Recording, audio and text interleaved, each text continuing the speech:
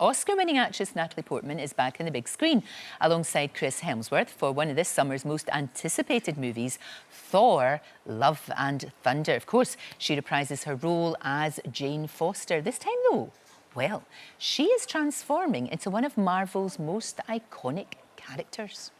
Well, Natalie Portman joins me now. It's lovely to see you, and congratulations, you get to be a superhero. Thank you. Nice to talk to you today. And we saw there, we saw in that clip, you look absolutely sensational, and I know that you must have had to do quite a bit of training for that role. Yeah, it was really wonderful to get to do the training before. I haven't really been tasked in my lifetime so far until this point with becoming as big as possible, and so to get to train and try and bulk up. Of course, my character is 6 foot and I'm 5'3" in real life, so there was a bit of movie magic involved as well. There was, and it worked very, very well. There's some lovely moments in the movie and some very emotional moments as well, but it's also fun.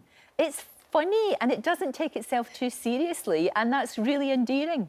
Yeah, it's really one of the joys of Taika's filmmaking, and I love all of his films. I think have this incredible balance of like really silly, wacky humor and also this true, genuine, heartfelt emotion, and it's an incredible line to be able to balance. It certainly is. I think children all over the world watching this are going to want a couple of screaming goats. The screaming goats featured quite a lot, and I like them. Absolutely. They're definitely, I think, the stars of the show for sure. Also, a cracking baddie. I mean, you've got to get the baddie right. That's the thing. And Christian Bale, he is the ultimate baddie. It sort of reminded me a bit of Voldemort in Harry Potter. You know, he looks so different and so mean. Christian Bale is just incredible, and he's been such an incredible actor for so long. Of course, we've gotten to see him do such a wide variety of roles, and this one is absolutely terrifying. Now, you shot a lot of this in Australia, and you had your children there, and they went to school, I believe, with Chris Hemsworth's children. That must have been an interesting school run. It was very, very lucky to all get to be in Australia. First of all, Australia is just such a magical, magical country, and we were so lucky. Of course, it was the pandemic, so we were like deep in isolation and lockdown and virtual school back in Los Angeles, and then we got to Australia, and because of their strict quarantine system, it was like, going back in time or something. That must have made it a lot easier. Now, you have to tell me about your women's football team, Angel FC.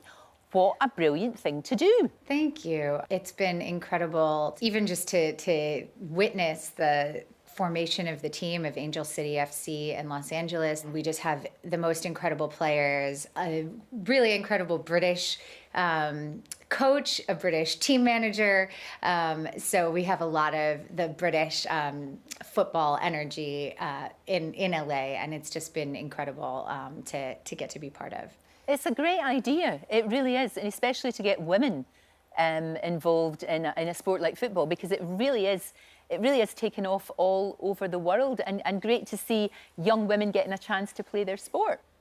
Well, I think that, football has been played by women and by men for, hundreds of years, but women have not gotten the same amplification as the men have. It's really an exciting time, I think, because I think it's a moment where people are realizing that we all love it just as much. We just need to give it the value it deserves, because these players are just absolutely astonishing. And things are changing in sport, and things are also changing in your industry. We're seeing a lot more women, which is really important, writing, directing, producing. I know you're an executive producer of many projects, and this is the way that you can really make a positive change, isn't it?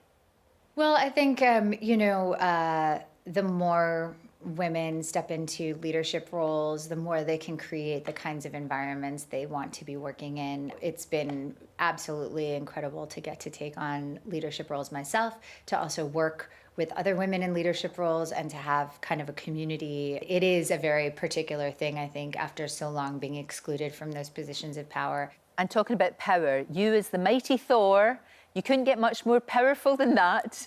You looked like you were having the time of your life. I bet your children must be so impressed by Mum being the mighty Thor. It was really, really a lucky role to get to play. I don't think, you know, I really have to credit Taika and Marvel with their imagination for, you know, thinking about a 5'3", you know, 40-year-old mother of two for this role.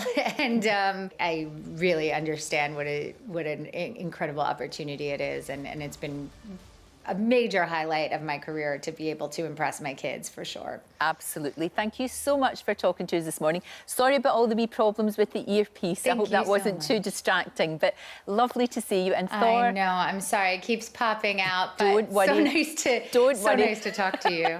Well, Thor, Love and Thunder is out on cinemas from Thursday. Don't forget, you can watch full episodes of Lorraine on the ITV Hub and all the best clips, compilations and playlists right here on our channel.